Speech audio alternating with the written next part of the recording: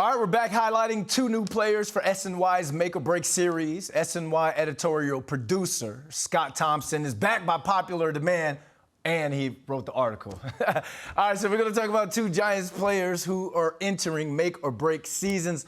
Blake Martinez is on your list. Why? Well, Blake's coming off a torn ACL, and it couldn't have come at a worse time for him, as now the Giants will have to restructure his deal going into this year. And now it's a prove-it scenario. But, Brandon, not only is this guy a defensive captain, but he is a guy that is a workhorse. Over 140 tackles for 3 straight seasons coming into the Giants, and then 151 combined, leads the team in 2020. So to say that this guy is irreplaceable, it's kind of hard for him to come out of this defense and not produce. But he'll go into a Wink Martindale scheme that is hyper-aggressive, requires speed, strength, and everything in between to do well. So I think it's going to be tough for Blake to come into a new defense coming off that torn ACL. You never know what's going to happen with a player. But we'll see when training camp comes around how comfortable he is. You know, I know it's early, but I think we're going to talk about Blake Martinez as a possible comeback player of the year. You know, when you talk about Wink Martindale and what he offers a defense, we're talking about a player who's so cerebral. And I understand, I always call him Bane. He's big, you know, he's big, fast, strong.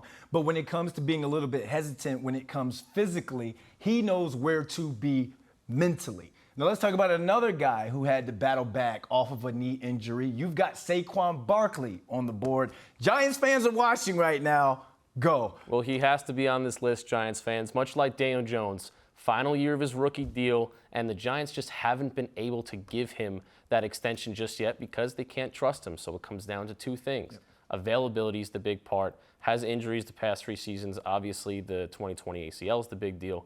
But the ankle injury last year, freak accident, steps on Jordan Lewis, the Dallas Cowboys cornerback, steps on his foot, rolls his ankle. He's out 4 weeks. So Saquon Barkley needs to stay on the field, but when he does, it comes down to consistency. Now, we're not going to talk about that Rookie of the Year, over 2,000 yards from scrimmage, but maybe average 4.5 yards per carry. Set the tone, and Brandon, you know as a receiver, when the running back sets the tone, it's pushing the defense back. That opens everything else up. Yeah, you talk about his injuries. I look at him, he's not a guy that's injury prone. I just look at him as a guy who's gotten 2 years of bad breaks, like you said. Just after having that big game against the Saints, scoring that huge touchdown. Looked like himself again. Looked like himself again. He goes and rolls his ankle in a freak accident, like you said, the next week with Dallas. So out of these two players, who makes it, who breaks it? Go. I'm going to say Saquon Barkley by a slight margin, and the reason is he's in Brian Dable and Mike Kafka's offense, and they're going to stretch him out a little more and finally get the ball back in his hands through the air. You saw him catching a lot of passes at OTAs and minicamp. 91 receptions his rookie year. That's something that Saquon needs to get going again. But the bigger thing for me has to be his trust in his knee. He said it himself. He feels better this time than he did last year. And honestly, he also said this: stay on your side of the table to his haters and his doubters if and when he comes back to form. Tons of motivation on his side, better offensive scheme. I'm looking at Saquon Barkley to get himself back in that conversation of maybe one of the elite running backs in this league again. He thinks he is himself. And if he doesn't make it in East Rutherford, he did grow up a Jets fan.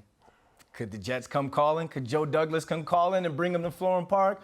Who knows? But stay on your side of the table right now. All right, if you guys want to check out who's facing a make or break season in East Rutherford and Florham Park, head on over to sny.tv. Scott, thanks for joining us again, my man.